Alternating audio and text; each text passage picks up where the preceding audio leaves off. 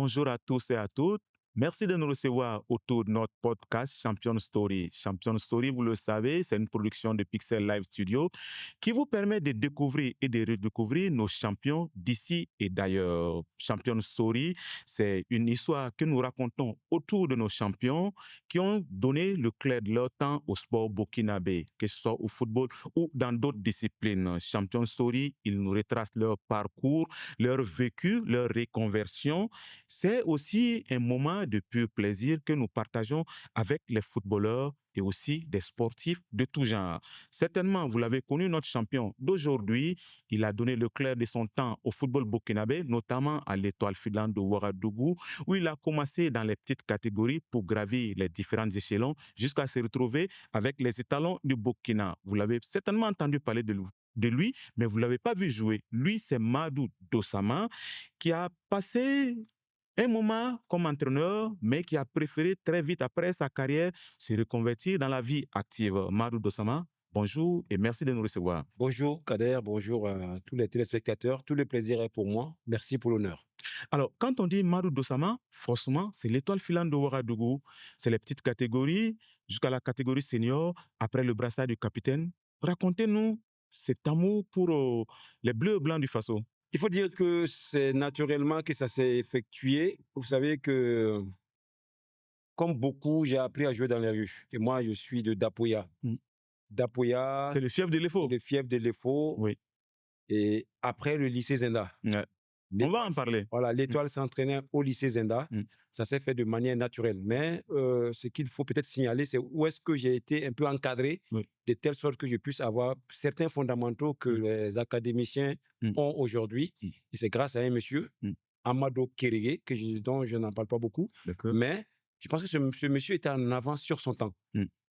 Vous parlez aujourd'hui de Guardiola, mais ce monsieur nous a parlé des fondamentaux du football à cet âge.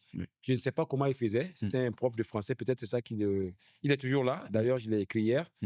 Et c'est lui qui nous a un peu planté ce virus-là. Et petit à petit, on a quitté les âmes du beau temps. On va en parler. Parce que c'est une histoire aussi de ma vie. Habité avec certains qui ne sont plus de ce monde. Septembre 92, le drame. Je pense que tout est parti de là. Je suis parmi... on était 2 ou 3 de cette génération qui ont pu continuer. Yabré Guira, Ousmane Drabo, il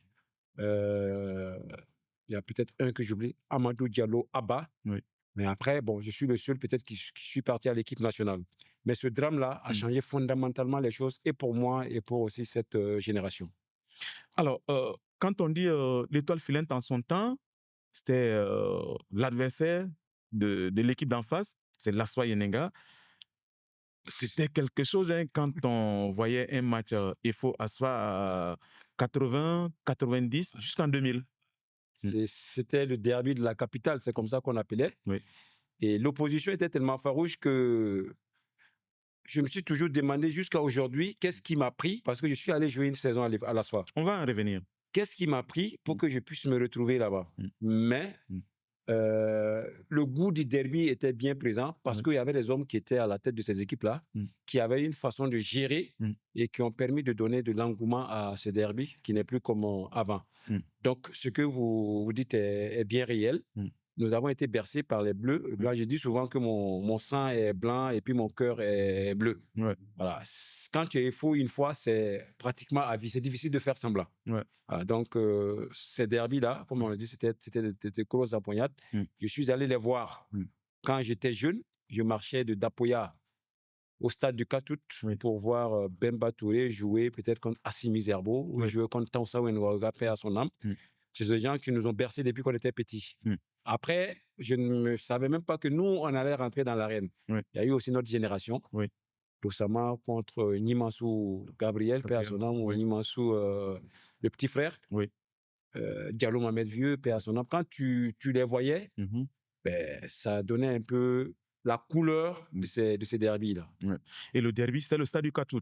Le stade du Katout, dans son temps, ça faisait vibrer. Parce que le stade municipal était trop petit pour contenir les supporters. Exactement, oui. Tu ne peux pas mettre un derby FO Asfa au stade municipal. C'est pas possible. Le stade du Katout était plein, 35 000 places. Plein. Et j'avais cette partie des supporters que j'aime bien. la porte numéro 10. Oui. C'était les supporters les plus C'est une virulents. porte dédiée spécifiquement à l'Étoile filante de C'est les Ouagadougou, que supporters ce les- soit au municipal, que ce soit au stade du Katour. Ces gens, en fait, c'est eux qui te font le bon et le beau temps. C'est eux qui décident si tu dois jouer ou pas. Oui. Moi, je n'étais pas inquiet parce qu'ils savent que tu te donnes. Et quand tu te donnes, ils te supportent.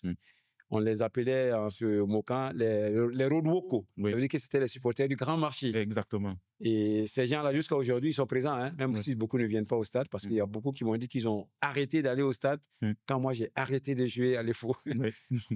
En son temps, le derby, c'était une opposition principalement au niveau des quartiers aussi, d'Apoya, Paspanga pour l'EFO, Bilbalogo, oui. Et de l'autre côté, pour l'Asfa Yenenga, c'était Kientpalogo en son temps. Naturellement, tu grandis à Dapoya, tu es attiré, tu es aspiré par l'Étoile filante de Ouagadougou parce que c'était le quartier des Bleus et Blancs. Oui. École primaire à l'école d'Apoya. Oui. Le secondaire au Zenda. Au lycée Zenda. Et Oui. tu sais que le lycée Zenda, c'était le fief de l'Étoile filante de Ouagadougou. Après les cours, on regardait les grands frères jouer, Colbert Caboret et consorts. Donc, c'est naturellement qu'on s'est dirigé là-bas. Comme je l'ai dit, moi, je suis déjà d'abord passé par les âmes du beau temps en été. Et c'est après ça que j'ai convergé vers l'Étoile filante de Ouagadougou en junior. OK. Et comme je suis passé à l'ASFA aussi, c'était pratiquement la même chose. Aujourd'hui, beaucoup connaissent le stade de l'ASFA qui se trouve à la Patte d'Oie. Oui. Mais nous sommes entraînés, quand j'étais allé à l'ASFA, sur le terrain qui n'est pas loin du théâtre populaire. C'est juste dans le prolongement du René Monori que beaucoup ne savent pas. Exactement. Voilà, avant que l'ASFA n'aille là-bas. Et c'était le fief aussi de l'ASFA. Bilbalogo, Saint-Léon. Oui. C'était aussi ce gros quartier-là. C'était une opposition d'abord de quartier avant que ça devienne des couleurs et aussi des équipes. Alors, très jeune, vous avez allié le football aux études. Parce que vous avez fait le Zenda. Le Zenda, c'est là où les faux s'entraînaient. C'était facile à conjuguer les deux, le football et les études en son temps, surtout quand on savait que les parents étaient beaucoup plus regardants sur les études que sur le sport, notamment le football. Je ne parlerai pas de facilité, c'était une obligation. Papa a toujours voulu que je puisse aller à la fin de mon cursus, en tout cas jusqu'au baccalauréat. Oui. Et c'était ça où tu arrêtes le foot, quoi. Donc, c'était le deal. Je lui ai dit, pas de souci, moi, je vais aller jusqu'au bac. Oui. Mais après le bac, je vais vivre de ma passion. D'accord. Ça ressemblait à un gentleman agreement avec le vieux père, qui n'est pas allé à l'école, mais après, il m'a forcé à aller à l'école. J'ai compris un peu pourquoi. Et il faut dire qu'il avait raison parce que j'ai été perturbé en 94 lors de ma première année du baccalauréat. Oui.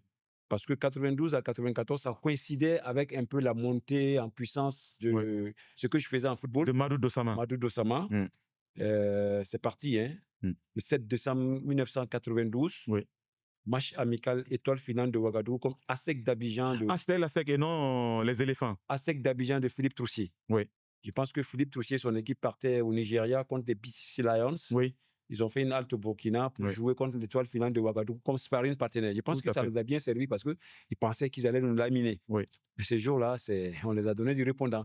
Je me rappelle Madou Dossama à la défense de l'Étoile filante de Ouagadougou en face à l'ASEC d'Abidjan avec un certain Abdoulaye Traoré Di Ben Badi. Le goléador. Et c'est vrai, c'était difficile parce que moi, c'était mon premier match international. Je venais de monter. Exactement. Et je pense que mon insouciance m'a aidé. Moi, je ne le connaissais pas en tant que tel. En fait, je ne le craignais pas. On n'a pas le temps d'avoir peur quand il y a ces genres de matchs. Et c'est l'occasion pour moi de dire merci aux aînés, Zakaria Zeba. Ça ne vous dit pas peut-être quelque chose? Oui, tout petit, oui. Zakaria Zeba, défenseur central. Gauche, moi, je jouais un peu à droite. Enfin, stopper, on avait peut-être le même gabarit et puis aussi le même punch. Donc, c'était facile, combat. Il m'a donné juste 2 conseils. Il dit, mon petit, tu joues en défense. Tu viens de commencer. Où ton nombril regarde là, tu dégages le ballon là-bas. Je ne sais pas si vous comprenez. C'est-à-dire, pas de crochet, pas de dribble. C'est-à-dire, si je suis face à mon ballon, pour que ça ne soit pas face à mes buts, c'était une façon pour lui de me dire, ne prends aucun risque, risque zéro. Donc déjà ça, je savais que je n'avais pas droit à la relance, quoi. Par contre, cogner, il n'avait pas besoin de me dire parce qu'on était tous des cogneurs. On vous appelait d'abord, d'ailleurs, Madou Dossama, le teigneux, le guerrier. On a entendu tous ces noms depuis qu'on était tout petits. Donc tout est parti de là. Je l'ai un peu muselé. Il n'a pas marqué. On a gagné 2-0. Et pense que les gens ont commencé à savoir qu'il y a déjà quelqu'un qui montait. Oui. Et la vieille garde était là. Mm. J'ai dit aussi merci à Goldberg Kaboré, le Zak Soba, le Zak Soba que moi j'ai connu. Tout à fait. Ça n'a rien avec celui qui est là, qui est aussi un Zak Soba. Hein. Oui. Donc, petit à petit, ils nous ont permis de remonter. Et ce match-là a tout lancé. Il a été vu, Saboteur m'a repéré, et c'est comme ça que j'ai été sélectionné pour la première fois en équipe nationale. On va en revenir. Mais avant, Madou Dossama, quel est le plat burkinabé que tu aimes manger? Actuellement, c'est vrai que il faut le dire, hein, tu n'es plus installé au Burkina, après un passage au Togo, cette fois-ci en Gambie, à Banjul. À Banjul, oui. J'ai beaucoup mangé le taux. Je viens de Sakabi, hein, on ne l'a pas dit, je viens de Sakabi, Bobo du Lasso, c'était un village. Sakabi, maintenant, c'est un quartier. Le plat principal, c'était le taux. Donc, avec les chenilles, bobo et tout, sauce d'oseille, sauce gombo, que maman faisait. Mais après, à un certain moment, je n'en voulais plus parce que je suis rentré un peu dans la diététique. La diététique, c'est comment savoir bien manger, quoi manger à quel moment. Ça fait que ça n'avait pas tout ce que je voulais, donc j'ai commencé à virer. Mais aujourd'hui, je prends tout ce qui est bon. J'ai une alimentation assez équilibrée. Qui me permet de prendre soin de ma santé. Donc, pour moi, tout ce qui est, surtout à midi, parce que le matin, c'est des fruits que je mange à jeun. Le soir, c'est des légumes. À midi, tout ce qui peut équilibrer protéines, glucides et tout, je les prends. Après le passage au Togo, ça a dû changer un peu quand même. Ça a changé, c'est pas la même alimentation, c'est plein de piments, c'est souvent, ils ont un menu très, très varié. Mais je suis resté un peu dans ce que je consomme burkinabé, le thon, les riz, le haricot, voilà. Donc, je n'ai pas trop changé. Et cette fois-ci à Banjul. À Banjul, on s'approche plus du Sénégal. Hein. Ils font la frontière. C'est sauce arachide. C'est le tchèp-djen. Voilà. Et puis, c'est aussi des dolima. Les dolima, c'est un peu le déguet fait à base de petits milles. Voilà. Mais bon, j'essaie de prendre tout ce qui est local. Alors, je vais vous montrer une photo.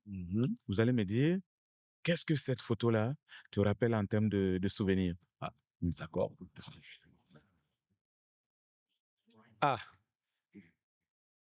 L'étoile filante et la Dame Coupe du Faso. Voilà, quand je vois cette photo, je suis dans la même lignée. Hein. Je pense que c'est le club qui a plus de titres en Coupe du Faso. Tout à fait. N'en déplaise à la Soyenega. Et je me vois ici avec son Excellence, M. Paramanga Ernest Nyoli, Premier ministre. Et je m'apprêtais à soulever la coupe. Il était en train de me dire quelque chose, mais bon, moi j'étais plus préoccupé par la coupe. C'est à quel moment qu'il allait me donner ça. Et cette photo, c'est des gros souvenirs. C'est des gros souvenirs parce que après notre départ, c'était très très difficile à un certain moment pour l'étoile filante de remporter cette Dame Coupe du Faso. Comme je l'ai dit, je l'ai remportée en tant que joueur. 4 ou 5 fois. Et aussi, dès que j'ai arrêté, j'ai intégré l'encadrement technique. En 2008, avant de partir, j'ai aussi remporté en tant que coach. On va y revenir. D'accord. Alors, on va dire c'était les beaux moments de l'EFO.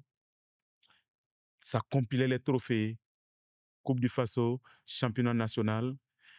Est-ce qu'on va dire aujourd'hui que la dynamique est brisée? Il n'y a plus cet engouement-là au sein de l'étoile filante de Ouagadougou pour conquérir et le championnat et la Coupe du Faso? Non, je pense que ça va au-delà de la dynamique. Le football a évolué, comme je l'ai dit. Le modèle économique de gestion du football a évolué. Tu ne peux pas gérer aujourd'hui un club comme tu le gérais dans les années 90, où le mécénat, où des personnes de ressources venaient, ils mettaient leur argent pour faire fonctionner. Non, aujourd'hui, ce n'est pas possible. Aujourd'hui, le football, c'est du business. Il ne faut pas avoir peur des mots. Il faut vendre, former, vendre, et puis derrière, créer de la richesse, avec tout un plan marketing derrière. Tout à fait. L'étoile filante, je pense que ce n'est pas l'étoile filante seulement. Hein. Tous les clubs historiques ont peut-être raté ce virage-là. Ce virage. Mais il faut se rattraper. Sinon, c'est la descente en deuxième division. Se rattraper comment? Savoir qu'aujourd'hui, le football a besoin de créer tout autour tout le staff managérial qu'il faut avec des personnes qui sont capables d'apporter des sponsors, d'apporter de la richesse, créer de la richesse, comme je l'ai dit. Donc, l'étoile filante a souffert. Je l'ai dit, j'étais à l'extérieur. On a souffert ensemble, mais on a amorcé une nouvelle dynamique. Ça n'a peut-être rien à voir avec ce que vous voyez maintenant hein, avec les nouveaux coachs, avec... Non, je veux dire, le process est lancé. Et sur un plan de 2-3 ans, je pense que l'Étoile va retrouver sa splendeur d'antan. J'ai envie de revenir sur un souvenir. Quand j'étais encore tout petit, quand l'Étoile venait jouer à Banfora, où j'ai fait l'école primaire, on passait par les trous des murs du stade pour aller suivre les matchs EFO, ou du moins USMB, Étoile Filante de Ouagadougou. C'était des gros duels parce que Banfora ne voulait pas perdre sur son terrain. Et je me rappelle aussi que vous avez dû être victime de blessures lors des matchs. Ah, Racontez-nous un peu ça. J'ai joué à Fada, j'ai joué à Waiguya, j'ai joué à Bobo. Je prenais du plaisir d'aller à Bobo parce que c'est ma ville natale. Par contre, à chaque fois que je partais à Banfora, j'avais de la hantise un peu. C'est pas parce que l'Étoile n'était pas au-dessus, mais c'est parce que l'hostilité avait atteint un certain paroxysme. Et on était attendu. En fait, Banfora jouait chaque fois une finale quand l'Étoile venait. À l'époque, c'était quoi? Bemba Touré, c'était Issouf Traoré Bebeto, à qui j'ai dit bonjour du côté de Bamako.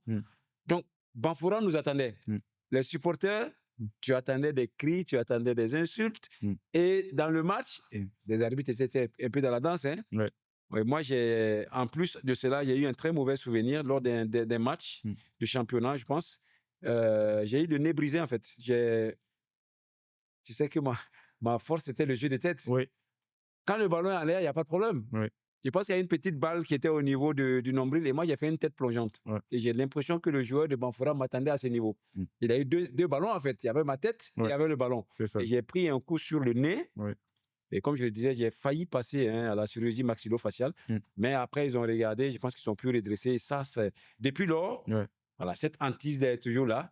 Aujourd'hui, voyager, aller jouer à Banfora, ça ne dit rien, peut-être à l'EFO et tout. Mais à notre époque, tu savais que tu partais, mais tu ne sais pas comment tu revenais. Ok, d'accord. Alors, on va parler cette fois-ci de l'équipe nationale.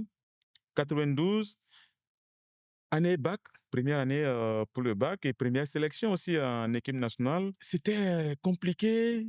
Le papa qui voulait que le fiston fasse d'abord les études, alors qu'il y a l'équipe nationale qui tapait à la porte.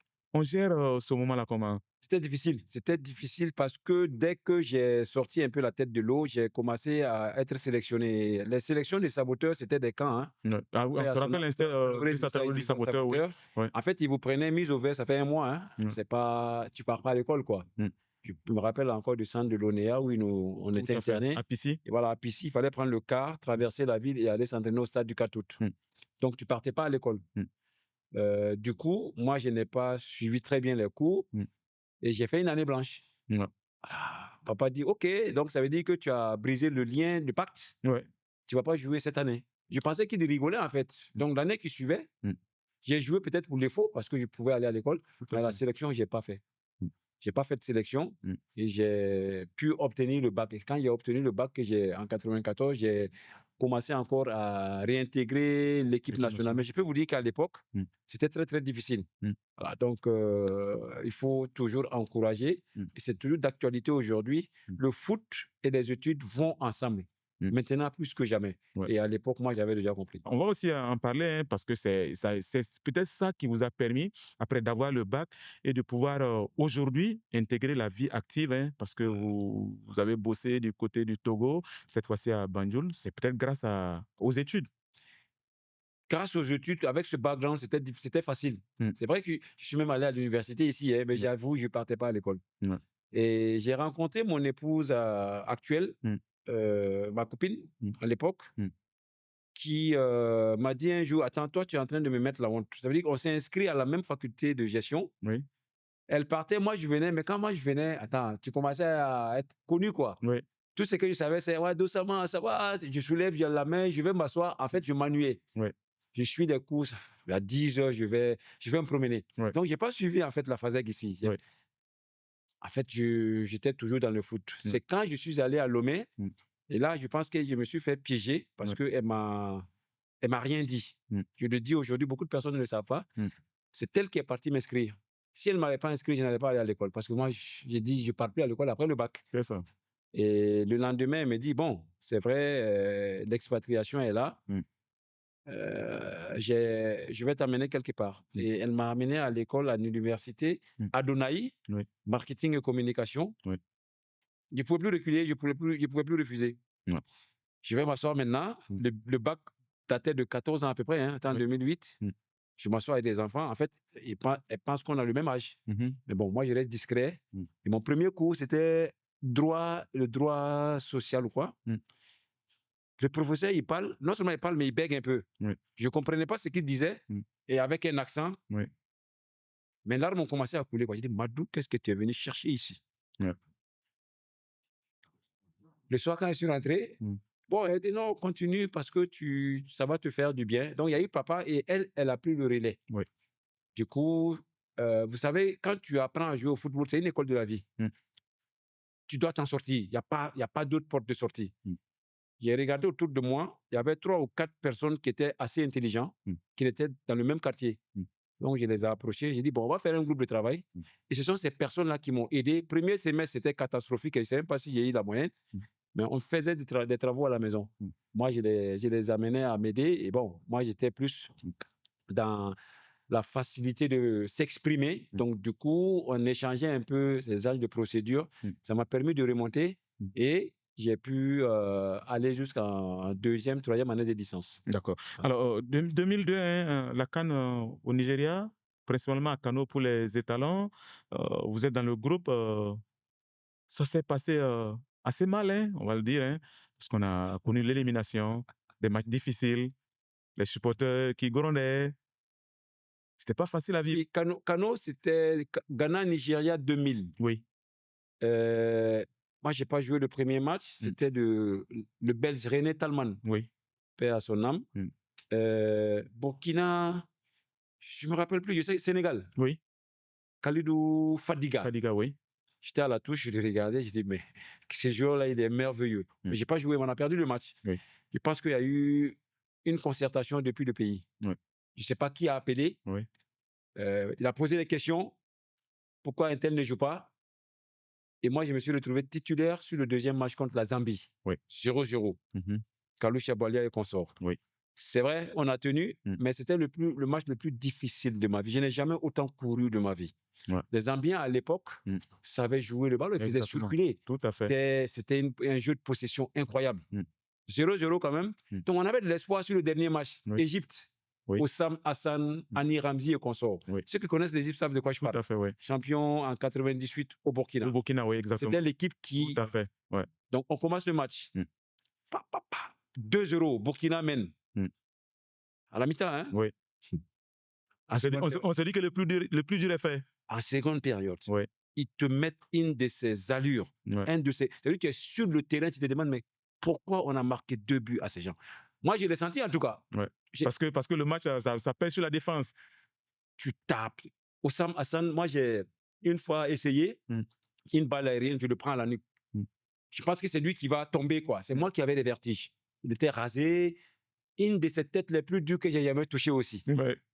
Et tu sais ce qui s'est passé? Oui. 2 buts à 1. Oui. 2 buts partout. On a fini le match 4-2. L'Égypte nous a écrasés. Oui. Et c'est un souvenir. Pour moi, le Burkina participait effectivement, c'est très difficile. Moi, je n'ai pas gagné de match. Je n'ai pas gagné un seul match en Coupe d'Afrique. J'en ai joué 2 avec une participation en Afrique du Sud en 96. Oui. Aujourd'hui, il faut que les supporters sachent qu'il y a une évolution. Le Burkina gagne aujourd'hui. On exige même que le Burkina remporte la Coupe d'Afrique. Ouais. À mon époque, ce n'était pas possible. Mais on vient de loin, Dossama. Très loin. Ouais. Très loin. Je peux te dire que il faut souvent faire ces analyses-là, parler de ça pour que les gens sachent que tous les jeunes, ils ne savent pas. Ils pensent que le Burkina, aujourd'hui, 2013 vice-champion d'Afrique, ils pensent que ça a été facile. Non. Nous, on a démarré, on prenait des coups, et aujourd'hui, c'est plus facile. Nous, on joue avec quoi? 1 ou 2 professionnels. Et ça, encore, c'est des professionnels qu'on a trouvé on va trouver sur place là-bas. C'est des expatriés, j'allais dire, à l'époque. Voilà, donc... Je me rappelle aussi de ce match contre le Ghana, où on menait aussi, je pense, une égalisation, à la fin, une défaite. Quelques embrouilles sur le terrain, notamment avec entre Mohamed Kaboré, le gardien, et ses défenseurs. Toi, tu vas chercher des... En fait, c'était mon dernier match avec la sélection. Oui. C'est pas un bon souvenir, je veux dire, en termes d'élimination. Par contre, j'ai gardé de très bons souvenirs de Ségou, la ville d'accueil du Burkina. Les Italiens étaient basés à Ségou. Tout à fait. Où le président malien était même venu nous voir. Avec le système du Djatigia, voilà, Djatigia, on était dans la même dans le même espace que le Libéria de Georges Goya qui est venu nous saluer, Michael Essien qui était en train de monter, l'Afrique du Sud qui avait déployé un arsenal de ouf pour pouvoir faire des... Donc, avec en fait... les marques Fish. C'est ce souvenir que je garde. Mais sur le terrain, ça, c'est un autre débat. Parce que, déjà, je ne jouais pas mon poste.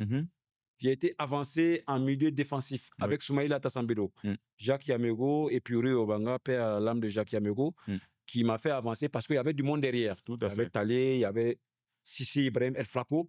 Donc, du coup, là encore, c'était pénible parce que je courais partout, quoi. Après, tu me donnes le ballon, je ne sais pas trop quoi en faire. Hein. Je le dis parce que je n'étais pas très technique. Mais dans la charge, bref, premier match, je pense qu'on joue contre l'Afrique du Sud. 0-0. Tout le monde crie. On espère. Madame à la maison, les gens viennent. Oh, il tape partout. Oh, vous avez bien joué. Félicitations à Dosama. Elle m'appelle. Elle dit, bon, c'est bien. Le second match, Maroc. On perd le match. Là encore, ça s'est très mal passé. Tout à fait. Avec mon idole Nourdine Naibet. Mon fils porte le nom de Nourdine parce que ce joueur, c'était un peu quelqu'un que j'idolâtrais. Je l'ai vu, je lui ai dit. Il m'a même donné mon maillot pour mon fils. Derrière, dernier match, il faut gagner le match contre le Ghana. Je pense que les autorités m'ont dépêché le ministre des Finances avec les primes. Tout à fait. On commence le match, on mène 1-0. Il reste 5 minutes. Je ne sais pas ce qui s'est passé. Mais je sais que Mohamed Kaboré, GB, est rentré dans une de ses colères les plus noires que j'ai jamais vues. C'est que lui, donc il se chamaille avec Sissé El Flacco et avec Mamadou Talé. Corner pour le Ghana. On n'a pas le temps de s'organiser. Paf, à la foulée, ils égalisent. Et on perd le fil comme ça. Hein. Et c'est pas fini. Hein. Sur l'engagement, 2 minutes après, le Ghana nous bat 2-1. On est éliminé. Les gens disent, Burkina, vous allez le tuer. Vous avez fait ça en 98. Contre le Congo. Menez 3-0. Ils égalisent. Et vous perdez le tir au but. Là, vous êtes en train de le faire ça encore. Les mêmes qui étaient venus féliciter madame ont commencé à nous insulter. Donc, pour moi, c'est le souvenir que je garde. J'en parle aujourd'hui avec beaucoup de sourires, mais c'est resté. Parce que je n'ai plus eu la chance de repartir en équipe nationale.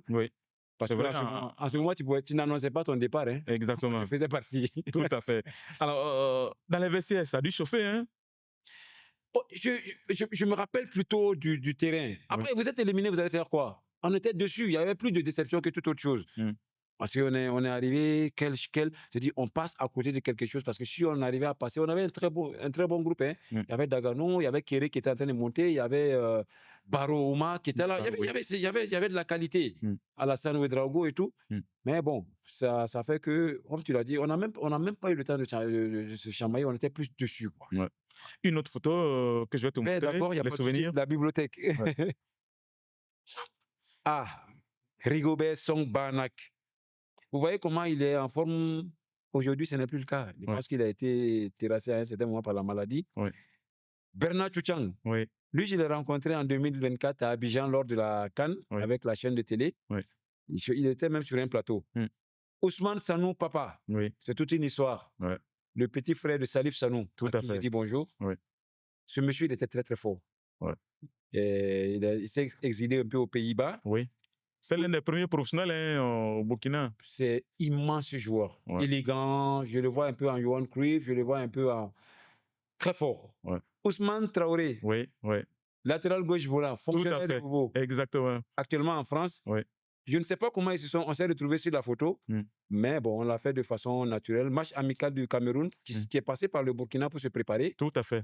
Et Song m'a dit, en fait, on est passé voir le Moro Naba. Chaque fois qu'ils sont passés au Burkina, en 2000, en 2002, ils ont remporté la CAN. Tout à fait. Je l'ai rencontré au Togo quand il était de passage. Il dit, est-ce que tu te rappelles de moi? Il dit non. Quand j'ai donné mon nom et puis la photo, il dit, Koro, c'est comme ça qu'il m'a appelé. On a plaisanté et tout. À l'aéroport, et moi, je suis allé lui dire bonjour. J'ai une photo qui montre un peu la fraternité à l'époque, quand tu jouais contre ces équipes-là. Nous, on apprenait. Eux, ils étaient des professionnels, ils devaient être à Metz ou je ne sais pas. Et c'était une façon pour moi aussi de matérialiser ce passage. Alors, après ton passage en tant que coach adjoint à l'EFO, après au Togo, si je ne m'abuse, avec l'AS Police. L'AS Police, oui. Ça n'a pas trop duré. Pourquoi? Le football, il fallait forcément l'abandonner pour envisager autre chose? Quand j'ai arrêté ma carrière, c'est naturellement que je me suis dirigé vers le coaching. En fait, on n'a pas d'autre porte de sortie pour rester sur le terrain. Moi, j'ai eu la chance, comme je l'ai dit, de travailler pendant que je jouais. 97-98, j'étais agent de sûreté aéroportuaire, contrôleur documentaire et j'étais superviseur de vol. Déjà, beaucoup de mes camarades, après le match, me voyaient là-bas. Mais après, quand j'ai arrêté, j'étais dans ce métier et j'ai aussi intégré le staff technique avec mon ancien coéquipier, Ouedrao Kassoumdi Ziko, à qui j'ai dit bonjour, était président. Et bon, il m'a mis dans l'encadrement et je me suis retrouvé à gérer l'équipe même pendant 3 journées. Saison 2007-2008, Ibrahim Diarra et moi, avant que le Nigérien Diabaté n'arrive. C'est nous qui avons commencé et nous avons fait 3 victoires successives. Ça a permis de maintenir les faux en tête. Et Diabaté est venu continuer le travail et on a été champion. Après, dès lors, je me suis exilé vers le Togo, à Lomé. Je n'ai pas arrêté le foot, l'entraîneuriat, parce que je le voulais. Parce que j'ai fait un choix. Le terrain use. Tu peux voir tous mes anciens coéquipiers qui sont entraîneurs actuellement. Si tu n'es pas fort, tu as les cheveux blancs. Tu as les cheveux blancs, il y a l'exigence du résultat, l'exigence de la performance. Mais moi, j'ai préféré me diriger vers le management, puisque j'ai fait marketing et management, vers le conseil, vers les orientations. Aujourd'hui, c'est peut-être ça c'est ce passage-là entre le coach sur le terrain et le coach en développement personnel où tu t'es reconverti. C'est un peu le même coaching ou c'est différent? En fait, le coaching sur le terrain a appelé le coaching, le coach en développement personnel, mais je suis plus dans le coaching holistique. C'est un peu différent. Donc, du coup, c'était une continuité. Sur le terrain, il y avait les aspects tactiques, techniques, physiques. Les gens oubliaient tous les aspects qui étaient mentaux. Parce que le football est psychologique. Hein. Tu n'es pas prêt dans ta tête, tu ne peux pas jouer. Du coup, je donnais beaucoup de conseils. Après, on m'a suggéré de prendre individuellement et j'ai fait une formation dans un institut de la place là-bas pour apprendre la pédagogie du coaching. Et derrière, j'ai pu maintenant donner des modules de formation sur l'intelligence spirituelle, sur l'art oratoire, sur comment avoir un mindset, le leadership entrepreneurial. Il y a beaucoup de pas comme ça et ça, je l'ai fait grâce d'abord au coaching au football. D'accord. Alors, quelle analyse aujourd'hui tu fais entre le fast-foot de votre époque et le fast-foot de maintenant? Différent. Différent? C'est différent, oui. Je pense qu'à mon époque... L'engagement, la volonté... L'engagement était un peu dans le kick and rush à mon époque. Mais c'était les combats. Si tu regardes aujourd'hui... Tu regardes aujourd'hui la corpulence des joueurs de l'époque actuelle, ça n'a rien à voir avec moi. Nous, on était costauds, on était grands, on partait au combat. La gestion du jeu, de sa conception, depuis la défense, en passant par le milieu de l'attaque, ce n'était pas notre dada. Direct, 1, 2, 3 passes directes, et on laissait les joueurs lumière faire terminer le boulot. Aujourd'hui, tout le monde est un peu dans le football académique, avec des aspects tactiques, positionnement médian. C'est pratiquement... Ça tue le football ou... C'est pas que ça tue, ça dénature un peu la spontanéité du football. Le football, c'est quelque chose de spontané. Après, on les a mis dans un carcan, ils sont toujours en train de... Non, le football, tu as connu Bemba Touré. Tu as connu ce... Ils font des choses que personne ne fait. Bertrand Traoré, tu vois ce qu'il faisait. Et quand il est parti, on l'a amené à rester dans un... C'est très difficile que le talent explose. Donc, c'est ça que je vois beaucoup aujourd'hui. Tu peux regarder un match des 15 premières minutes, tu sais à peu près ce qui va se passer. Parce qu'il y a un fil conducteur. Les équipes qui le font, tu regardes l'équipe de Mourinho jouer, le Mourinho du Faso jouer, l'équipe de Kamou Malo jouer, tu sais à peu près. Ils cherchent une bonne base, un très bon squelette, et derrière leur philosophie de jeu est là. Ce n'est plus la même époque, ce n'est plus la même chose. Je peux te dire qu'il y a un gros changement. Alors, est-ce qu'aujourd'hui, on peut revenir encore sur la socialisation du football burkinabé à partir des quartiers? Est-ce que c'est encore possible? Oui, parce que les formateurs... Parce que ça donnait du piquant quand même. Les formateurs sont toujours là. Les formateurs sont toujours là, mais ils n'ont pas le temps de terminer leur processus quand on les vole leur talent. On les vole leurs pépites. Qui les vole leurs pépites? Mais les académiciens sont là. Hein. Ils vont prendre l'appel là. C'est vrai qu'ils font leur formation, mais quand ils entendent parler de 1 ou 2 joueurs qui explosent, ils vont le chercher. Ça fait que le côté social, enfin le côté proximité, ça est toujours là. Et eux-mêmes, ils ont changé. Parce que même les entraîneurs de quartier qui étaient des passionnés d'abord, passent des diplômes aujourd'hui. Et qui dit passe des diplômes, passe d'harmonisation du savoir. Et quand vous harmonisez le savoir, qu'est-ce que vous faites? La même chose. Exactement. Qu'est-ce qui différencie Kader, aujourd'hui journaliste, d'un autre journaliste?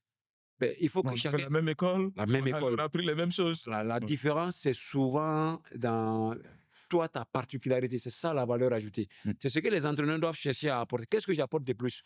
Moi, si je dois prendre une équipe aujourd'hui, je verrai la tactique, le physique, la technique comme tout le monde. Mais la note mentale ne sera plus la même. Et c'est ça qui fait la différence. Aujourd'hui, hein, on voit Dossama en train de chercher à rapprocher les anciens footballeurs de Burkina avec une association, avec une compétition qui permet en tout cas de fédérer tout ce beau monde-là. Il était important pour qu'on ne puisse pas les oublier, surtout ceux qui ont joué il y a 20 ans, 30 ans et même plus. Ah. Pour moi, c'est un devoir de mémoire. Je l'ai dit, je ne le fais pas seul. Parce qu'aujourd'hui, c'est vrai qu'à un certain moment, c'était un peu difficile de se réunir. Aujourd'hui, je parle le même langage avec, je tiens à le signaler ici, à l'antenne que tu m'offres, Ibrahim Traoré Baya, l'association des anciens internationaux. Oui. Nous parlons aujourd'hui le même langage. Il faut juste chercher maintenant à harmoniser et à asseoir une même association qui regroupe tous les anciens footballeurs du Burkina. C'est en cours, ça va se faire. Et si nous, on ne le fait pas, personne ne le fera. C'est vrai. Aujourd'hui, à travers ton émission, tu permets à la jeune génération, ceux qui sont en 2000, ceux qui sont nés en 2005 jusqu'en 2010, de savoir qui est Dossama. Tout à fait. Et si on ne le fait pas, qui va le faire? Donc aujourd'hui, le tournoi qui se joue, nous serons à la deuxième journée aujourd'hui, c'est la Coupe de la Fraternité. Le tournoi des anciens football, des clubs mythiques et tout, ça permet de rencontrer certaines personnes que moi, je n'ai pas vues depuis plus de 30-35 ans. J'ai vu hier Koné alias Cercueil, que je n'avais pas vu depuis plus de 25 ans. Soumaïla Traoré Adjere, Tambélé Adama. Donc, c'est l'occasion pour la nouvelle génération de venir et discuter avec ces gens. Faites des selfies même avec eux parce que on a joué il y a très longtemps. On échange et on va permettre à beaucoup de personnes de ne pas faire les mêmes erreurs que nous on a eues. Vous avez vu qu'aujourd'hui, il y a beaucoup d'anciens qui ont des difficultés parce qu'ils n'ont pas préparé l'après-carrière. Tout à fait. L'après-carrière se prépare pendant la carrière. Donc, on est aussi dans ce processus-là et c'est quelque chose qui nous tient à cœur. C'est en même temps le conseil que tu donnes aux jeunes frères qui sont en train d'embrasser la carrière de footballeur ou qui sont déjà en activité? C'est plus qu'un conseil. C'est quelque chose qui doit inscrit en lettres d'or. Le football de haut niveau dure au maximum 10 ans. Que tu le veux ou pas. Ceux qui arrivent à faire 20, comme mon jeune frère Alain Traoré, à qui j'ai dit bonjour, c'est exceptionnel. Sinon, c'est entre 10 et 15. Pendant ce moment-là, préparez votre retraite. Investissez votre argent. Apprenez un métier ou apprenez une compétence dans la gestion des finances ou dans le management. Parce que c'est une autre vie qui commence après le foot. Et si tu ne l'as pas préparé, c'est la chose la plus difficile. Tu quittes la lumière. Tu quittes l'argent. Bon, je ne vais pas dire qu'on gagne facilement. On court, on transpire. Ce n'est plus les mêmes sommes. Tout à fait. Tu peux demander aux retraités, ils vous diront. Même si tu as joué à Marseille, même si tu as joué à Lyon, tu n'as plus les mêmes entrées d'argent. Il faut bonifier ou il faut fructifier l'argent que tu as eu. Si tu n'as pas préparé, qu'est-ce que tu fais? Tu te fais arnaquer. C'est le plus difficile. Donc, c'est plus qu'on conseille. Approchez-vous, on a des choses à vous dire. On ne va pas gérer votre argent, mais on peut vous donner des conseils à mieux gérer votre argent. Voilà ce que je peux dire sur ce point. C'est aussi le dernier mot de cette émission. En tout cas, ce qu'il faut retenir, c'est que Dossama a pu allier le football et les études. Aujourd'hui, contrôleur aérien ou contrôleur aéroportuaire du côté de Banjul. Aujourd'hui, je suis chef d'entreprise, Sakabi Company Limited. C'est ma compagnie. Et je suis dans la communication. Dans l'aéronautique? Non, je suis dans la communication. Je suis dans l'imprimerie, imprimeur conseil. Et je suis aussi dans le conseil stratégique. C'est beaucoup de choses en même temps. Football, contrôleur aérien. Aujourd'hui, chef d'entreprise du côté de Banjul en Gambie. En tout cas, merci d'avoir suivi cette émission avec nous. On va vous dire à très bientôt pour d'autres actualités ou d'autres informations sur nos champions à travers donc leur histoire, leur parcours. Vous pouvez aussi revisiter nos anciens épisodes sur la page Facebook Pixel Live Studio ou bien sur notre page également YouTube Pixel Live Studio et vous verrez tout ce que nous faisons pour mettre en lumière les anciens footballeurs, que ce soit Mamadou Dossama, Charles Kaboré, Alain Traoré, Mohamed Kofi, bientôt Iron Bibi, Hugues Fabrice Zongo et bien d'autres. Merci de nous avoir suivis et on se dit très bientôt pour un autre numéro de Champion Story.